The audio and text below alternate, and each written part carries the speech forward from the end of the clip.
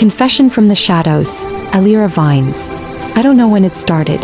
Only that one day, I realized I had been carrying everything alone for so long that silence felt safer than speaking. People assume strength is loud. They think it announces itself, demands space, commands respect. But the kind of strength I learned was quiet. It was learned in moments where no one was coming to help. In moments where being seen meant being hurt. In moments where I understood that if I didn't keep moving, I would disappear. I was taught early that my needs were inconvenient, that my feelings were too much, that my questions made people uncomfortable. So I learned how to shrink without vanishing. I learned how to listen more than I spoke. I learned how to read a room, how to measure my words, how to anticipate disappointment before it arrived. And I became very good at surviving. What no one tells you is that survival changes you. It teaches you habits that don't leave just because the danger does. Even when things are quiet, even when you are safe, your body remembers. Your mind stays alert. You brace for loss even in moments of peace. I carried that with me everywhere. I loved deeply but cautiously. I trusted slowly but completely when I did. And every time that trust broke, I told myself it was my fault for hoping in the first place. I told myself I should have known better. I told myself that expecting care was a weakness I hadn't outgrown yet. So I stopped expecting. I became the one people leaned on. The listener.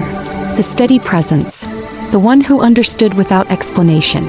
I gave comfort freely because I knew how rare it was to receive it. And when no one asked how I was doing, I told myself that meant I was strong enough to handle it. But strength without rest becomes a burden. There were nights I lay awake replaying conversations, wondering which version of myself people actually wanted. The quiet one, the useful one, the one who never needed anything. I became so practiced at being what others needed that I lost track of what I needed myself. And when I finally tried to speak, when I tried to say that I was tired, that I was hurting, that I didn't know how much longer I could hold everything together, I was met with silence. Or worse, dismissal. So I learned another lesson. That honesty does not always lead to understanding. That was the moment something in me shifted. I didn't stop feeling. I didn't stop caring. But I stopped offering pieces of myself to people who didn't know how to hold them. I stopped explaining my pain to those who only listen long enough to respond. I stopped apologizing for being affected by things that mattered. I became a traveler after that, not just across lands but across versions of myself. Every place I went taught me something. Every road reminded me that movement was the only thing that kept the weight from settling too heavily in my chest. I learned that grief changes shape when you carry it far enough. That some wounds don't heal, but they do grow quieter when you stop fighting their existence. There are things that happen to me that I still don't have words for. Not because they were unspeakable, but because speaking them once cost me more than silence ever did. So I keep them close. Not hidden, just protected.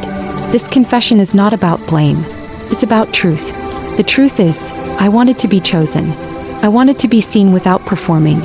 I wanted someone to notice the exhaustion behind my calm, the fear behind my patience, the loneliness behind my independence. I wanted someone to stay. And when they didn't, I told myself I would be enough on my own. Some days I am. Some days I'm still learning. If you are listening to this and you recognize yourself in these words, if you've ever been the strong one, the quiet one, the one who held everything together while slowly coming apart, I want you to know something. You are not weak for feeling tired. You are not broken for wanting rest. You are not wrong for needing more than survival. I don't share this confession because I'm healed.